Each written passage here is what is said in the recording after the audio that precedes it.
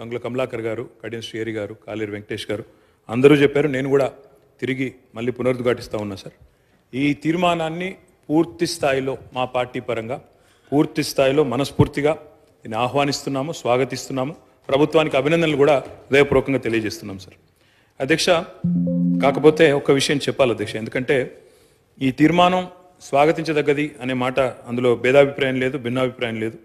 మా నాయకులు, ప్రతిపక్ష నాయకులు, గౌరవ పెద్దలు, తెలంగాణ తొలి ముఖ్యమంత్రి కేసీఆర్ గారు ఈరోజు కాదు అధ్యక్ష, 2004 డిసెంబర్ 17 నాడు ఆనాడు UPA 1 గవర్నమెంట్లో కేంద్ర మంత్రిగా ఆనాడు వారు ఇక్కడ మన రాష్ట్రంలో ఆనాడు ఉమ్మడి ఆంధ్రప్రదేశ్ రాష్ట్రంలో ఉండే బలహీన వర్గాల సంక్షేమం కోసం పోరాడే ఆర్ కృష్ణయ్య గారు, వకులాభరణం కృష్ణమోహన్ రావు గారు ఇట్లాంటి పెద్దలందరినీ కూడా తీసుకొని ఆనాటి అప్పటి ప్రధానమంత్రి గౌరవనీయులు మన్మోహన్ సింగ్ గారి అపాయింట్మెంటు వారు కోరినారు సార్. ఎందుకంటే బలహీన వర్గాల సమస్యల మీద మాట్లాడాలి, సమయం ఇవ్వండి అని కోరితే ప్రధానమంత్రి గారు ఒక 5 నిమిషాలు సరిపోతుందా అని అడిగినారు.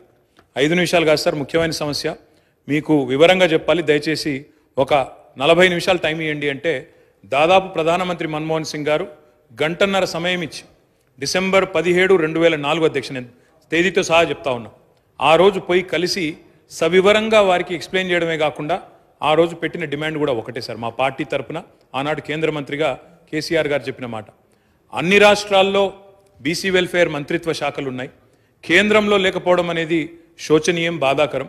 కాబట్టి ఓబీసీ వెల్ఫేర్ మినిస్ట్రీ ఖచ్చితంగా పెట్టండి ఆనాడు ఒక సహచర మంత్రిగా ఆ రోజు కేసీఆర్ గారు ప్రధానమంత్రి గారిని ఇక్కడ నుంచి మొత్తం సోదరులందరినీ కూడా తీసుకొని పోయి ఆ రోజు డిమాండ్ చేసిన విషయాన్ని కూడా నేను గుర్తు చేస్తా ఉన్నా అధ్యక్ష. ఆ రోజు డిమాండ్ చేయడమే కాదు, ముఖ్యమంత్రిగా ఆనాడు తెలంగాణలో 2014 తర్వాత ఒకసారి కాదు అధ్యక్ష, 2 సార్లు తీర్మానాలు కూడా చేసి పంపించినాము. ఆనాడు మళ్ళీ ప్రధానమంత్రి నరేంద్ర మోడీ గారికి కూడా విజ్ఞప్తి చేసినాం, ఓబీసీ వెల్ఫేర్ మినిస్ట్రీ పెట్టండి, పెట్టినట్టయితేనే మీరు బడ్జెట్లో కనీసం 5% పెట్టినా 2 లక్షల కోట్లు వస్తుంది భారతదేశంలోని బలహీన వర్గాలకు అని చెప్పి డిమాండ్ చేసిన పార్టీ బీఆర్ఎస్ పార్టీ అనే మాట కూడా నేను మళ్ళొకసారి గుర్తు చేస్తా ఉన్నా అధ్యక్ష. ఈ తీర్మానాన్ని స్వాగతిస్తూనే కేవలం 2 విషయాలు మాత్రం గౌరవ మంత్రి గారి దృష్టికి, ప్రభుత్వ దృష్టికి నేను తీసుకొని పోవాలనుకుంటున్నాను సార్. అధ్యక్ష, ఏ కార్యక్రమం చేపట్టినా ఇప్పుడే గౌరవనీయులు గంగుల కమలాకర్ గారు ఒక మంచి మాట చెప్పారు.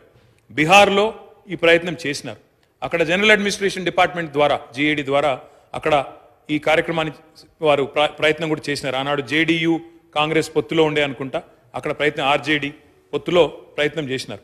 కానీ దురదృష్టవశాత్తు న్యాయపరమైన చిక్కులు రావడం వల్ల మొత్తం ప్రక్రియ ఆగిపోయింది. 500 కోట్లు బడ్జెట్లో పెట్టినప్పటికీ మొత్తం కార్యక్రమానికే విఘాతం కలిగి ఈరోజు ఎటు కాకుండా త్రిశంకు స్వర్గంలో వేలాడుతూ ఉన్నది. కాబట్టి నా విజ్ఞప్తి, మా అందరి విజ్ఞప్తి, మా పార్టీ తరఫున కూడా ప్రభుత్వానికి నేను చేసే విజ్ఞప్తి అధ్యక్ష, ఈ కార్యక్రమం ఫలవంతం కావాలి అంటే మీరు తదుపరి మీరు చెప్పిన బీసీ డిక్లరేషన్లోని ఆ అంశాలన్నీ కూడా అమలు కావాలని మనస్ఫూర్తిగా ఆశిస్తూ, ఆకాంక్షిస్తూ ఇది ఫలవంతం కావాలి అంటే ఒక పని చేయాలి అధ్యక్ష. దయచేసి శాసనసభను పొడిగించండి, ఇంకా 2 రోజులు పొడిగించండి, బిల్లు ప్రవేశపెట్టండి.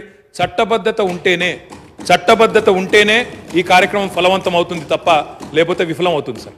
ఇంకొక మాట కూడా సార్, ఇప్పుడు జస్టిస్ రాజేందర్ కుమార్ సచార్ గురించి కూడా గౌరవ ముఖ్యమంత్రి గారు చెప్పినారు అధ్యక్ష. జస్టిస్ రాజేందర్ కుమార్ సచార్ కమిటీ ఏర్పాటులో కూడా మా పాత్ర ఉంది, మా నాయకుడు కేసీఆర్ గారి పాత్ర ఉంది. ఆ రోజు UPAలో కేంద్ర కేబినెట్లో వారు ఉన్నప్పుడే ప్రతిపాదన కూడా తీసుకొచ్చాం. ఇప్పుడు ఎందుకు చెప్తా ఉన్నా ఈ మాట అంటే జ్యుడిషియల్ శాంక్టిటీ కానీ అధ్యక్ష, ఒక్క నిమిషం మీరు చెప్పాలి, చెప్పింది దానికి మొత్తం అధ్యక్ష చెప్పండి సార్, చాలా